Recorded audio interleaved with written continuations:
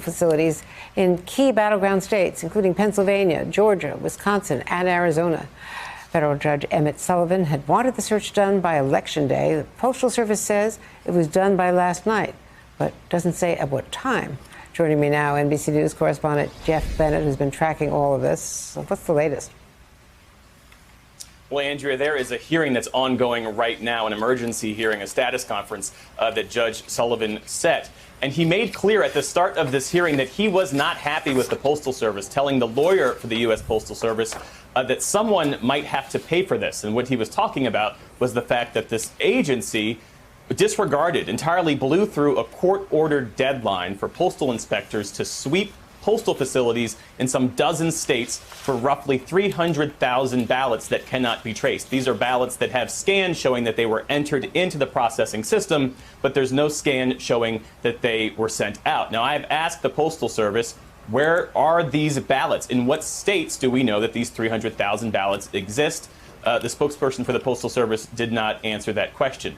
But we do know, based on information that the Postal Service has given the court, that there are processing delays that existed on Election Day across the country and in battleground states, to include states we're watching closely right now, like Georgia, Pennsylvania, North Carolina, Wisconsin. In central Pennsylvania, there's a processing score of 61%. So what that means is, let's say on Election Day, 10 ballots came through, only 6 of those actually went out. So it's a huge issue. You have potentially thousands of voters, perhaps unknowingly being disenfranchised. And of course, the votes. I know you've been looking into some of these Postal Service delays we've heard about. Yeah, this is very concerning, but bear with me because I need to explain it. You may recall earlier in the week, the Postal Service said that 300,000 ballots had arrived at the Postal Service but had not been scanned for delivery. A federal judge immediately ordered the Postal Service to sweep post offices in affected states looking for missing ballots. The Postal Service yesterday refused to comply with the federal judge's order. Just now, we have received the latest on-time delivery for yesterday, for Election Day, and this may suggest ballots may simply still not have been delivered. Look at these numbers. The Postal Service says in Atlanta yesterday, it had an on-time delivery score of just 82%. Keep in mind, before the pandemic, or rather last June, they were running 95% nationally. 82% in Atlanta. We're still waiting for votes, as you know, in Georgia. 61% in another battleground state. Delivery rate on time, 61% in central PA. 66% in Pittsburgh. 78% in Detroit, Michigan, another battleground state. 72% in Greensboro, North Carolina. 76% in Lakeland, Wisconsin. Now, how does this affect ballots that may be out? Guess what? Those battleground states, Arizona, Wisconsin, Michigan, and Georgia, have rules that you have to have your ballots in. They have to have arrived by mail yesterday. Those states do not offer a grace period. So now the Postal Service data this morning is suggesting that their on-time delivery rates were so bad yesterday, you theoretically could have tens of thousands, hundreds of thousands of ballots that still have not been delivered. The federal judge has ordered a noon hearing to discuss this and get to the bottom of it. And the question is whether he's going to be happy with the Postal Service essentially declining to do the sweep that he ordered. The Postal Service said yesterday it was already doing a sweep as part of its normal operations, guys. And what the remedy would be, if anything, if the judge doesn't. Developing news. We've just learned that the U.S. Postal Service has fired an employee after more than 100 blank absentee ballots were found in a dumpster in Jeffersontown. That person involved may face federal charges as well.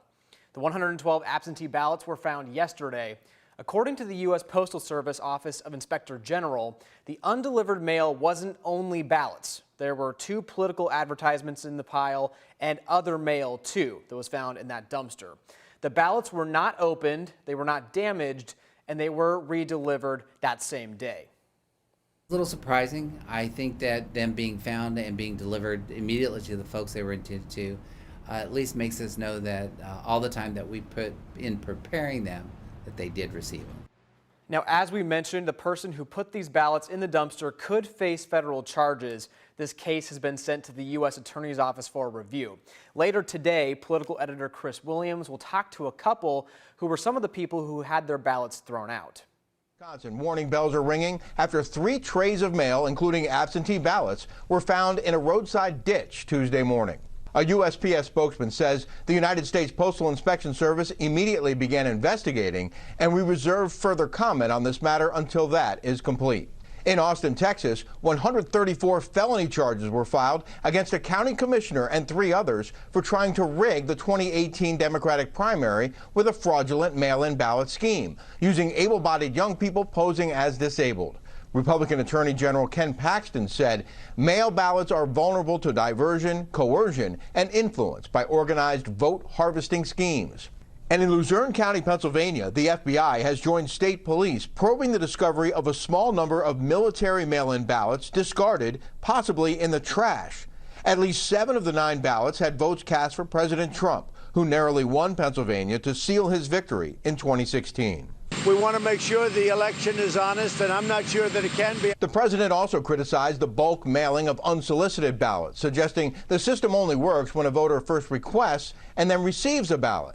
Now some Democrats are pivoting on mail-in ballots, too, with concerns postal delays, litigation, and higher rejection rates could hurt their chances in November, since more Democrats than Republicans are expected to vote from home. Black voters were twice as likely to have their ballots rejected in Florida and in parts of Georgia. Mail is also less reliable for people of color. Late today, the DOJ revealed there were more problems at that Pennsylvania County Elections Office with the ballots in the trash can. More barcoded ballot envelopes found empty in a dumpster, and evidence workers were opening all envelopes, including sealed ballots, as a matter of course. The U.S. attorney demanded the issues be corrected immediately, but admitted... We started our day at this United States Postal facility on Yanceyville Street in Greensboro, trying to catch postal employees collecting any absentee ballots they found. I know they worked hard to try to get us all the ballots they could. Charlie Collicott, the director for the Guilford County Board of Elections, told me post office plant managers and district managers were checking every USPS post office and building. I really don't know what to expect. We didn't see anyone at the 4 different locations we went to Friday. A request to get inside was denied. On Thursday, 48 ballots were found in a morning sweep. Another 29 were located in the afternoon. We can't do anything with them, so we're just kind of sorting and storing them, locking them up for when we can count them. The next ballot count is set for November 12th. Until then, election workers are checking postmarks to make sure they meet the deadline. It's not a huge quantity like some of the other states that have had this huge month buildup of ballots. We're talking about a couple of days worth of ballots. They've also been busy with audits. It all adds up to North Carolina possibly men are accused of stealing mail out of mailboxes in Lighthouse Point. Yeah, and police say the ballots were among those stolen items. Local Lieutenant Investigator Jeff White's here, live with how they got caught. Jeff. A big thumbs up to Lighthouse Point police officer Kyle Kay. He spotted an SUV lurking here next to these mailboxes Tuesday night at 11:30. That led to 2 arrests, the recovery of stolen mail that, as you said, included several ballots. Right now, they aren't just mailboxes, they're also ballot boxes. And when the postman emptied them out in Lighthouse Point today, we saw plenty of ballots inside. Late Tuesday night, thieves hit these boxes on the east side of the Lighthouse Point post office. And among the items recovered by police, ballots. 28-year-old Junior Alexander Cabral, 20-year-old Vladimir Cabral Cuevas, both of Opalaca, now charged with third-degree felonies, including tampering with a ballot box and fraud. According to police reports, the officer saw the passenger shoving something between the seat and the center console. After being stopped, the officer found mail, ballots, and a small red bottle with duct tape and rope, likely used to fish mail out of a mailbox. Today at the post office, there were mixed feelings regarding these. Tonight, problems for one voter. They were not isolated at the ballot box, these problems, but instead at the mailbox. His mail-in ballot, he says, missing, even though the post office tells him they had it. WPTV News Channel 5's Matt Szczesny tries to find out what happened. Inside the Palm Beach County Elections Tabulation Center, thousands of mail-in ballots are being sorted every day.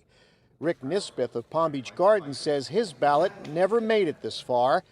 That's because it never made it to his house. I considered, calling the FBI or something. I mean, it's not right. Rick says 2 requests for mail-in ballots for him and his wife were never delivered, even though he says the post office said they were coming. He saved their emails. The first one handled military ballots in Pennsylvania. Local officials there now saying that the 9 ballots were incorrectly tossed in the trash by a temporary seasonal independent contractor just a few days into the job. 7 of the ballots were marked for President Trump. 2 were unknown. When the election office discovered what had happened, the garbage was searched and the temp was asked not to return. The mishandling there sparked a federal inquiry and allegations from the president that Democrats were, quote, trying to steal the election. Last week, we told you about missing primary election ballots in Seminole County. Mailed-in ballots that were mailed out but never made it to mailboxes.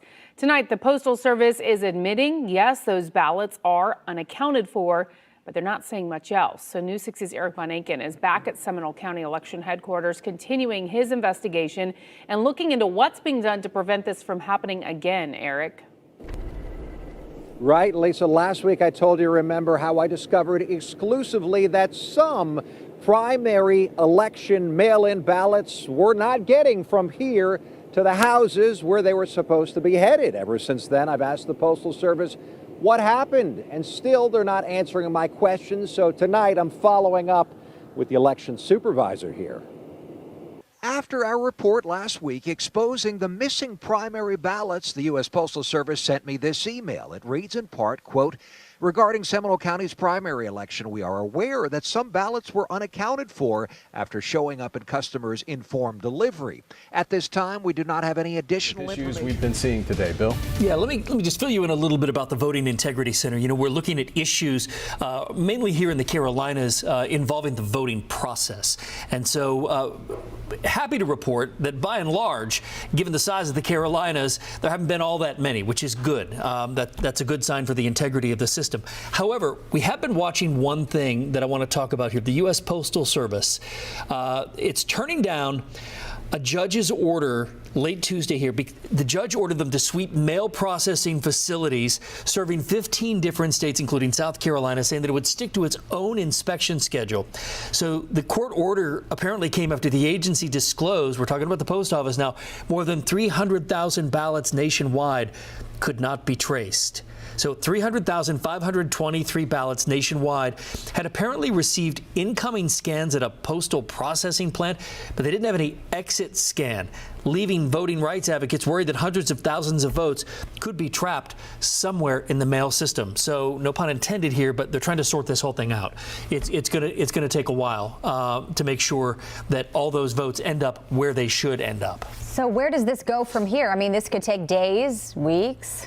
You know, Sarah, I'd be speculating if I were to give you a hard and fast answer. You know, we don't want to do that. Federal charges of hiding and not delivering mail. That includes some absentee ballots found in his car. This is according to federal agents. Channel 2's Ron Plants has more. According to a federal criminal complaint and the U.S. Attorney's Office, this incident was first uncovered here at the Peace Bridge on the night of Election Day this past Tuesday, when customs agents say a Chevrolet sedan was pulled over for a standard inspection while re-entering the U.S. Agents say they found a postal worker's uniform, an ID badge, along with a bin marked with a Postal Service logo containing 813 pieces of mail in the trunk of the car. They say the bin contained 3 absentee ballots mailed from the Erie County Board of Elections to addresses in Buffalo. That driver, identified as 27-year-old Brandon Wilson of Buffalo, is seen on a Facebook page referring to his work as a letter carrier and showing him with the identified vehicle in the complaint and with a posting at 9:30 a.m. on Election Day urging people to vote. Just 10 hours later, he was arrested at the Peace Bridge. According to agents, Wilson originally told them the mail belonged to him and his mother, but when they confronted him about the various intended recipients and addresses, he could not account for them and said he had intended to deliver the mail. The U.S. Attorney sent us this statement. This office is committed not only to ensuring the integrity of the mails, but also of individuals' rights to vote in a free and fair election. The criminal conduct with which this defendant... In Greenville yesterday, the box contained mail-in ballots and was eventually taken to the Allegheny County Sheriff's Office. Now, the United States Postal Service is looking into the incident. Office of the Inspector General will conduct an investigation. This incident comes as concerns have been voiced over the safety of mail-in ballots. Today comes a troubling attack in Los Angeles. A ballot box was set on fire over the weekend, burning dozens of ballots. Law enforcement now stepping up efforts to safeguard mail-in voting sites around the country. Senior correspondent Eric Shawn live for us in New York on this. And Eric, what do we know exactly? Yeah, good morning, Trace. There is now an arson investigation underway in Los Angeles after someone apparently set fire to a ballot box there. One of the state's official boxes where voters can pop in their vote was left smoldering overnight after it was destroyed by a fire on Sunday in the Baldwin Park neighborhood of Los Angeles. Officials say up to 100 ballots inside were blackened and charred. That attack comes after elections officials decided to allow the state Republican Party to place GOP ballot boxes on the streets. This is apparently not one of them. Investigators say someone lit a newspaper and threw it into the slot of the drop box and burned the ballots. They are sending new ballots to those voters whose votes, though, were destroyed. The recorder has determined whose ballot was actually in this drop box that was damaged, and they are immediately resending everyone a new ballot for them to fill out and try again. That means those votes will be saved. Meanwhile, in Pennsylvania, the U.S. attorney there promises to crack down on anyone who tries to interfere with voting. If you burn things, if you destroy property, if you threaten people, if you attack police officers, we are going to crack down on you as hard as we can. Well, this comes as the U.S. Supreme Court has handed a win for Democrats in that state, rejecting a Republican move to stop counting absentee ballots that arrive after Election Day. Chief Justice John Roberts siding with the court's liberal wing. This means that absentee ballots will be accepted there for 3 days after November 3rd, but they must be postmarked by that date. In Nevada, the U.S. attorney has created the role of a, quote, district election officer.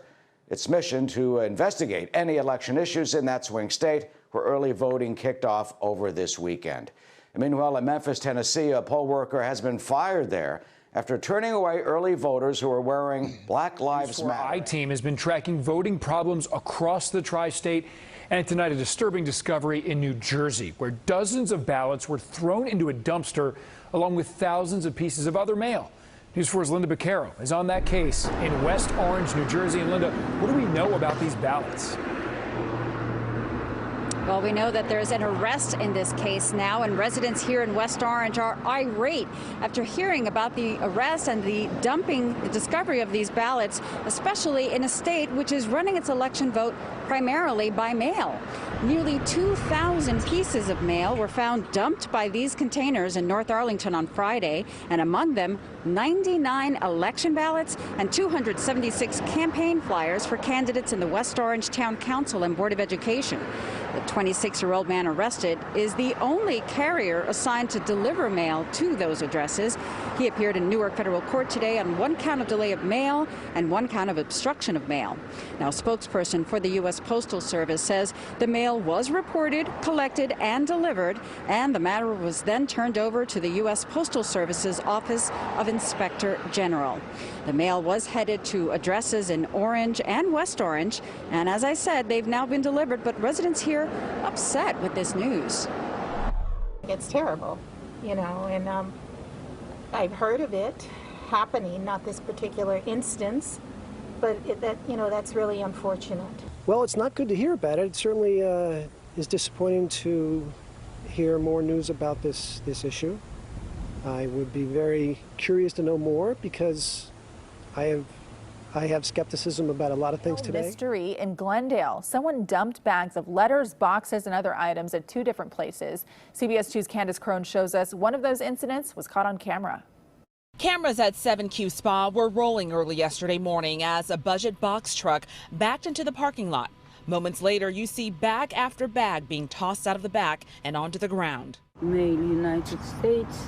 A spa worker who found the bags took this video and discovered they were filled with hundreds of unopened envelopes and packages from the United States Postal Service. It was completely unusual. Like, if it's they're taking for their personal use, basically, why they have to drop off all unopened packages in somewhere.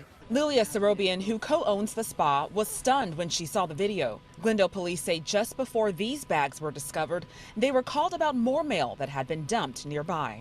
Authorities say several bags of mail were also tossed here in this alley, which is about half a mile from the spa. It's unclear, though, if the same truck was linked to both incidents. We contacted the Postal Service, but a spokesperson said they do not comment on ongoing investigations. We're told a USPS manager did come out to collect the mail.